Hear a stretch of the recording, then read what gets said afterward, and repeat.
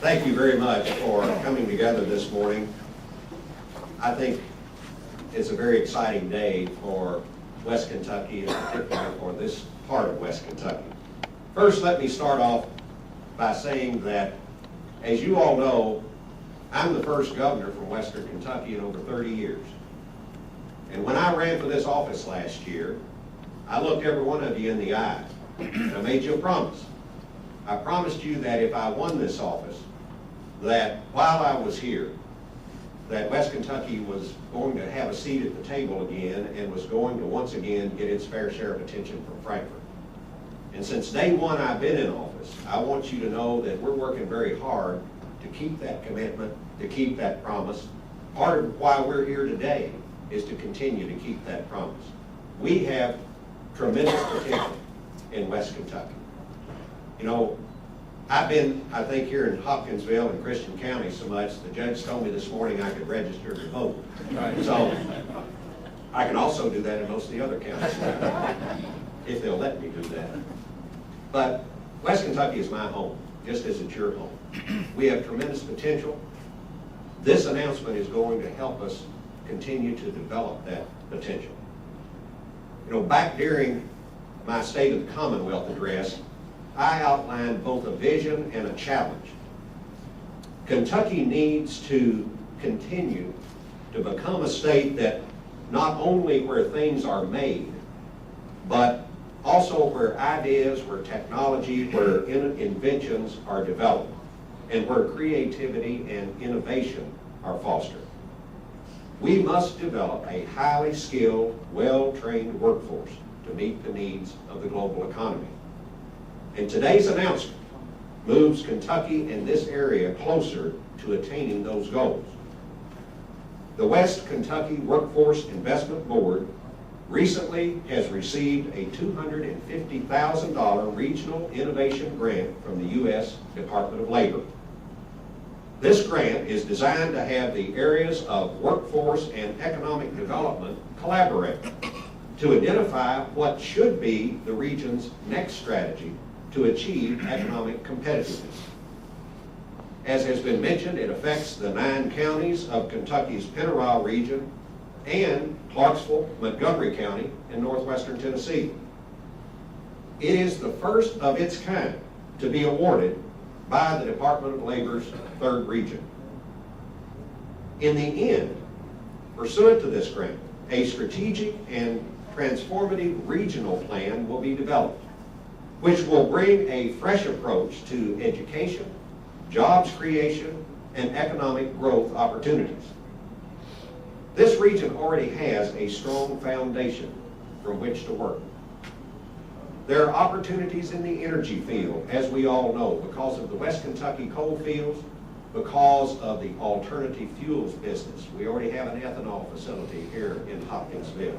There is much, much more that we can do in the area of energy. As we all know, we're in the middle of an energy crisis. But folks, what we have to understand is that crisis is not going to be over next week, or next month, or even next year. It's not going to be over until American people decide that we're going to take our future in our own hands. Because right now, we are being held hostage in terms of energy by countries halfway around the world, many of whom don't like us. And I'm sick and tired of watching billions of American dollars flowing overseas every day to those countries because we have to have their foreign oil to run our cars and trucks and heat our homes and run our factories. And if there was ever a time for this country to become energy independent, that time is right here and that time is right now. We are in a unique position here in Kentucky. We're in a unique position here in West Kentucky to help this country become energy independent and make Kentucky the energy capital of the world in the process and create thousands of new jobs for Kentucky. So that is going to be a top priority of my administration, and I'm sure that that will figure in very significantly to this study that we're going to be doing with this grant. You know, here you also have the Hopkinsville and Madisonville community colleges. And it's important to note that they have obtained a U.S. Department of Labor high growth training grants. Both of them have in the areas of advanced manufacturing and human health. Fort Campbell, as we know, provides technical resources and highly trained individuals. And there's an expansion potential at the Murray State University Breathitt Diagnostic Center. We've got a lot of untapped resources in the Commonwealth and here in West Kentucky. And it's critical, it is critical that we continue to train our workforce and seek progress even in this tough economic climate. The secret to our success here in the future is going to be to identify where we're going in terms of what types of business and industry we can bring into here and develop here. And at the same time, match our education and our workforce to those businesses. For too long, those two things have been happening at the same time, but they haven't been coordinated. And I'm determined that in Kentucky, we're going to start coordinating both the education and training of our workforce and make sure that we're paying attention to what jobs are going to be out there so that we know what to train them for. We're going to move away from more of the cookie cutter type of training and really work with the business community to identify what we need to be doing to make sure that the training matches the needs of business both now and in the future. You know, it's no secret that we're in an economic crisis right now in this country, and it affects us here in Kentucky. I mentioned we drive up to the pump right now and pay $4 a gallon for gasoline. Then people go to the grocery, and after they buy their groceries, most of them are going home because they've spent about all the money they have right now with prices the way they are. So it's not the best of economic times. But I've always said that, you know, these kinds of times create the opportunities that we need to take advantage of. And we here in Kentucky and we here in West Kentucky have a lot to take advantage of. You know, we're going to be very aggressive in job creation in this state. And we're having a lot of success in doing that just in the first 7 months I've been governor. I went to Japan about 3 months ago. You know, back in about 20 years ago, when Governor Martha Lane Collins was in office and I was her lieutenant governor, we were successful in bringing Toyota into Kentucky. I don't think any of us realized then the economic impact that was going to have. But today, because of that, we sit here in Kentucky with 155 Japanese-owned companies that employ almost 40,000 Kentuckians with good-paying jobs. I went over there and found out the well's not dry. There are still a number of companies that are very interested in Kentucky. We have a long and good relationship there, and we need to take advantage of that.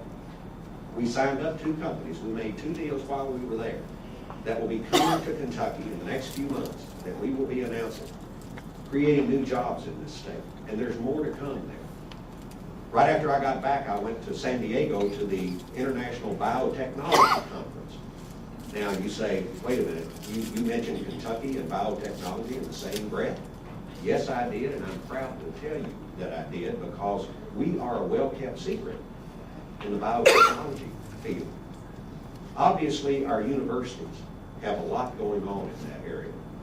But in addition to that, we've got small biotech firms spread all across this Commonwealth. We've got one in Owensboro. We've got a situation down in Paducah where we just gave a grant with Matrix Engineering. And they're not biotech, but they're high tech. And we're creating more jobs there. These things are happening in Kentucky. We've got to make sure that we build on that success as we move toward the future, because it is important that we get more manufacturing jobs in here, and we will. They will be higher level manufacturing jobs. They won't be as labor intensive as they were in the past, because we all know those jobs are more easily done someplace else because the labor is cheaper. But we will continue to build on manufacturing in this state because we're strong in that. But we've also got to move into not only making things, but creating ideas and being innovative and having innovative industry in the state. So we've got tremendous potential.